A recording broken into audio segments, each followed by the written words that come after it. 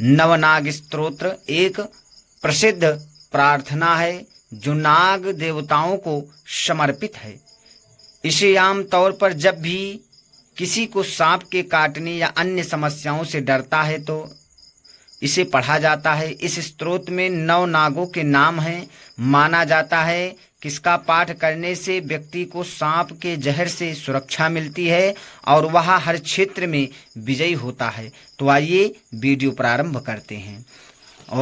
अथ नवनाग स्तोत्रम् अनन्तां वासुकिं शेषं पद्मनाभं च कम्बलां शङ्खपालं धृतराष्ट्रं च तक्षकं कालियं तथा एतानि नवनागानां च महात्मनः सायंकाले पठे नित्यं प्रातः काले विशेषतः तस्य विषभयं नास्ति सर्वत्र विजयी भवेत्। नागस्तोत्रम् अनन्तां वासुकिं शेषं पद्मनाभं च कम्बलां शङ्खपालं धृतराष्ट्रं च तक्षकं कालियं तथा एतानि नवनागानां च महात्मनः सायंकाले पठे नित्यं प्रातः काले विशेषतः तस्य विषभयं नास्ति सर्वत्र विजयी भवेत्। नागस्तोत्रम् अनन्तां वासुकिं शेषं पद्मनाभं च कम्बलां शङ्खपालं धृतराष्ट्रं च तक्षकं कालियं तथा एतानि नवनागानां च महात्मनः सायंकाले पठे नित्यं प्रातः काले विशेषतः तस्य विषभयं नास्ति सर्वत्र विजयी भवेत्। नागस्तोत्रम् अनन्तां वासुकिं शेषं पद्मनाभं च कम्बलां शङ्खपालं धृतराष्ट्रं च तक्षकं कालियं तथा एतानि नवनागानां च महात्मनः सायंकाले पठे नित्यं प्रातः काले विशेषतः तस्य विषभयं नास्ति सर्वत्र विजयी भवेत्। नागस्तोत्रम् अनन्तां वासुकिं शेषं पद्मनाभं च कम्बलां शङ्खपालं धृतराष्ट्रं च तक्षकं कालियं तथा एतानि नवनागानां च महात्मनः सायंकाले पठे नित्यं प्रातः काले विशेषतः तस्य विषभयं नास्ति सर्वत्र विजयी भवेत्।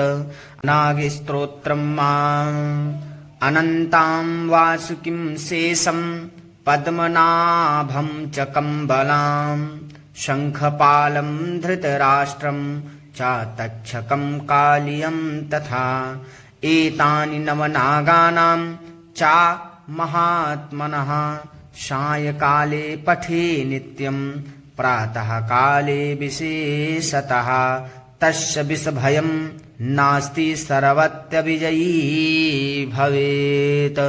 नागस्तोत्रम् अनन्तां वासुकिं शेषं पद्मनाभं च कम्बलां शङ्खपालं धृतराष्ट्रं च तक्षकं कालियं तथा एतानि नवनागानां च महात्मनः सायंकाले पठे नित्यं प्रातः काले विशेषतः तस्य विषभयं नास्ति सर्वत्र विजयी भवेत्। नागस्तोत्रम् अनन्तां वासुकिं शेषं पद्मनाभं च कम्बलां शङ्खपालं धृतराष्ट्रं च तक्षकं कालियं तथा एतानि नवनागानां च महात्मनः सायंकाले पठे नित्यं प्रातः काले विशेषतः तस्य विषभयं नास्ति सर्वत्यविजयी भवेत्। नागस्तोत्रम् अनन्तां वासुकिं शेषं पद्मनाभं च कम्बलां शङ्खपालं धृतराष्ट्रं च तक्षकं कालियं तथा एतानि नवनागानां च महात्मनः सायंकाले पठे नित्यं प्रातः काले विशेषतः तस्य विषभयं नास्ति सर्वत्यविजयी भवेत्। नागस्तोत्रम् अनन्तां वासुकिं शेषं पद्मनाभं च कम्बलां शङ्खपालं धृतराष्ट्रं च तक्षकं कालियं तथा एतानि नवनागानां च महात्मनः सायंकाले पठे नित्यं प्रातः काले विशेषतः तस्य विषभयं नास्ति सर्वत्यविजयी भवेत्। नागस्तोत्रम् अनन्तां वासुकिं शेषं पद्मनाभं च कम्बलां शङ्खपालं धृतराष्ट्रं च तक्षकं कालियं तथा एतानि नवनागानां च महात्मनः सायंकाले पठे नित्यं प्रातः काले विशेषतः तस्य विषभयं नास्ति सर्वत्यविजयी भवेत्।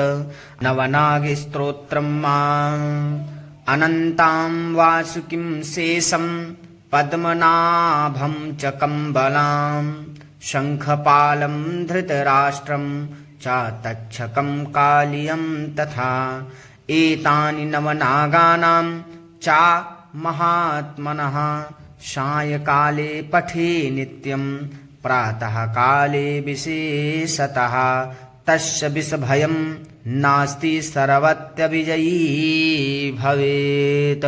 अर्थात अनंत, वासुकी, शीश, पद्मनाभ, कंबल, शंखपाल, धृतराष्ट्र, तक्षक और कालिया, ये 9 नागों के नाम है। जो व्यक्ति इन 9 नामों का नित्य पाठ सुबह शाम करता है उसे सांप सर्प से भय नहीं होता, वह सर्वत्र विजयी होता है। कैसी लगी जानकारी कमेंट करके जरूर बताइए और हमारी इस YouTube चैनल को सब्सक्राइब करें, लाइक करें और ज़्यादा से ज़्यादा शेयर करें। आप सभी प्रिय